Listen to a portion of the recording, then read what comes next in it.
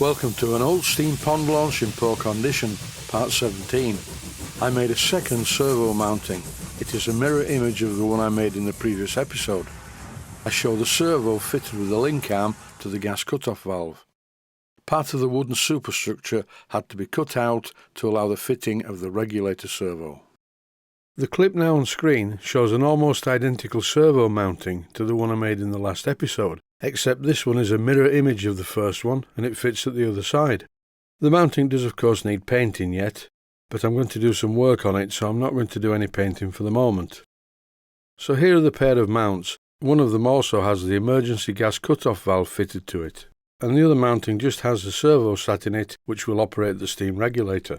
And in exactly the same way as I showed in a previous episode, I'm first of all fitting the rubber grommets to the servo, followed by the brass eyelets, which need to be fitted the correct way round, like this.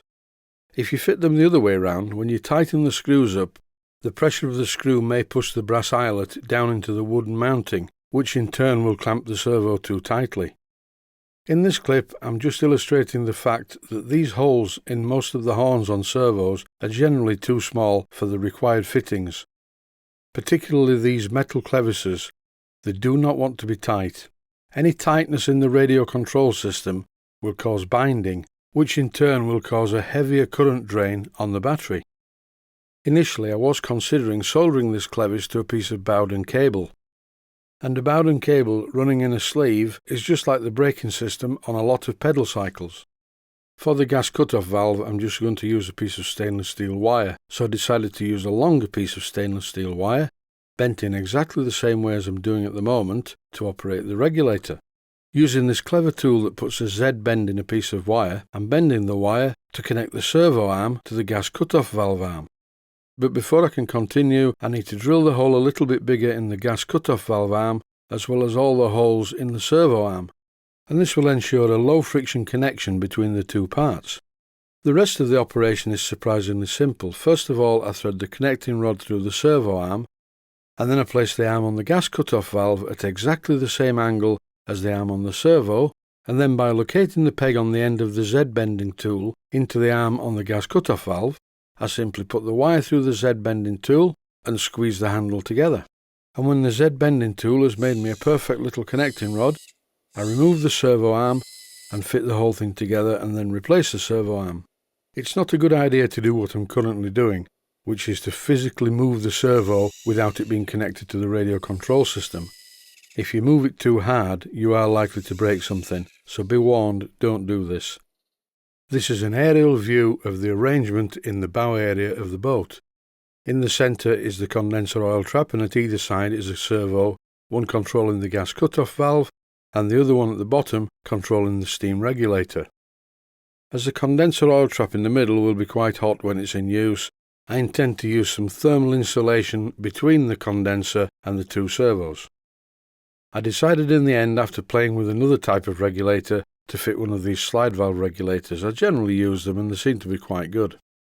But these regulators are only any good if they're connected up the right way round. Steam from the boiler with a suitable displacement lubricator fitted before the slide valve enters the slide valve here. The pressure of the steam forces the slide valve's rotary disc firmly against the port face, and when you move the arm at the top of the slide valve, then steam will come out of the other connector. And the pressure of the steam depends where the arm is on the regulator, because the disc valve is a special shape. And of course the output goes to the engine. So the engine gets a mixture of steam and oil via the displacement lubricator. Underneath the slide valve there are two threaded holes. These are 8BA, which allows me to mount it to a bracket. And this is a piece of brass to make the bracket. But before I make this bracket or do anything else, I'm going to cut this part of the superstructure. There has to be a gap here to allow the regulator to pass through to be controlled at the other side. I'm not going to use any fancy machine tools to cut this, I'm just going to use a hacksaw. The fine blade on a hacksaw will not put a lot of stress on the superstructure. I want this to look like it's always been like this, not a sudden crudely hacked hole in the side of the superstructure. So I'm being very careful. I'm pretty certain that once I've got to the bottom on both of these cuts, the centre part will just fall out. And here I'm just cleaning up the wood with a piece of sandpaper. The edges will be repainted black to match the inside area of the superstructure, and all of the outside will be varnished. The hull is waterproof and the boat floats perfectly. If anything, it's a little bit too buoyant. But all of this superstructure wood needs waterproofing. When I took the measurements, I found the centres to be 1 centimetre between these two holes. So mark this out on a piece of brass and drill 2 holes. Not the 2 holes you're looking at, I mean the 2 holes underneath the regulator. And by using a couple of pieces of stainless steel studding, I simply bolted the regulator to the bracket. I did have to bend the bracket though, because the regulator ended up being too high. There is not much room in this boat underneath the superstructure. Once the regulator body was securely fixed to the mounting bracket in turn was screwed into the bottom of the boat. There was a piece of wood originally across the boat at this point, which is an ideal mounting point for the regulator.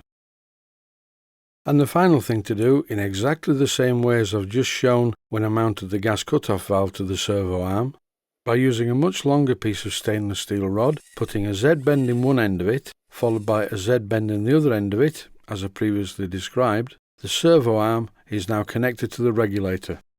The arm is flexible, but moves the regulator fine, and I just put the boiler back in place to make sure that nothing's fouling, followed by fitting the superstructure just to make sure that the connecting rod doesn't touch it at any point in its travel. That's it for now. Thanks for watching. I hope you found it useful.